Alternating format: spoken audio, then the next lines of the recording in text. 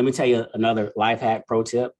Get on TikTok. Who in the chat has TikTok on their phone? I know you do. I know you have it. I know you probably have all the dances perfected. TikTok, get on there. Hashtag HR TikTok. Hashtag negotiation TikTok. Hashtag management TikTok. TikTok has a wealth of information. Let it be known, when I was preparing for my interview to come to NASCAR and pursue other career opportunities, I was on TikTok trying to figure out, like, what's the best way to answer that question? What's another way for me to think about that response? What are some good questions for me to ask? So leverage the power of TikTok, because there are professionals and experts giving out free information and free content there. So managing up, it goes back to lowering the waterline. So some things that I learned, or probably was trained coming up, was, you get into the workplace, you don't talk about politics, you don't talk about religion, you don't talk about how much money you make. It's kind of what my mom said. These are things you don't talk about in the workplace. It's a little more nuanced than that, because you want to be able to build a relationship with people. I'm not saying you're going in and you're talking about the front page of the Washington Post every day, but I want you to not be afraid to let the people that are leading you know who you are, know what you're passionate about, know what you're doing on the weekend. Here's a pro tip for this. I heard this at a conference recently. Typically you're in a meeting and maybe there's small talk before a meeting, and they say, well, how are you? And you just say, I'm fine. Okay, nothing's wrong with that. But another way to flip that, especially when there's someone from senior management, someone that you would like to get exposure to, or make sure they have the exposure to what you're doing, your impact, start responding with, I'm excited to share. I'm excited to share that I just got my certification in project management. I'm excited to share that I contributed to the press release that just came out today.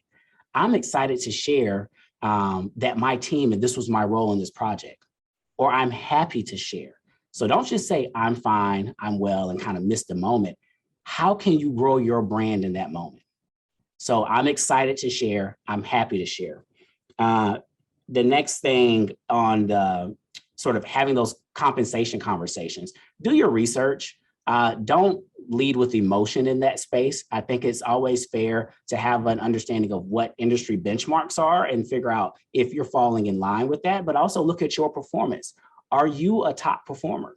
You can't be an underperformer and then come in and try to demand more money. And also know that when your compensation may increase, your scope may increase. So what is that give take that you want to have in that space? Don't ever come in and say, well, I know that, John makes X and I don't. Don't do that.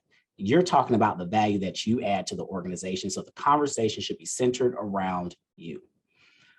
Next thing I would say, there's two types of currency in the workplace that you want to keep on your radar.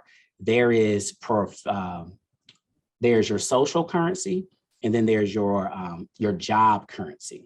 So your job currency is, am I a master at the role that they are paying me to do? So great. You want to be good at what they're paying you to do. Some people have the concept, just head down, do your work. I advise to be more flexible there. You don't want to just be head down, because when you're head down, your social currency drops. Your social currency is when you figure out ways where you're introverted, extroverted, to go to those team activities, to go to that happy hour or go to that lunch outing, because you want people to be able to have stories to share with you outside of your job, because that's where you connect with people. So when that manager gets behind closed doors, or that leadership team gets behind closed doors, and there's a list of people on that paper, and they're like, okay, well, John was the top seller and Joe was the number 2 seller. But Joe has gone to every sort of social outing. He's built relationships. They know that Joe just had a baby. They know that Joe just did this, because Joe didn't just say, I'm fine. He said, I'm excited to share. Guess who gets the job? Possibly Joe, because he had relationships in the room that carried him through that conversation. So you want to keep both of those currencies in parallel. You don't want your job currency to drop, because you got to be able to do the job, but you don't want your social currency to drop. So you want to try to figure out, how can you keep those currencies in balance? So that's what I would say there.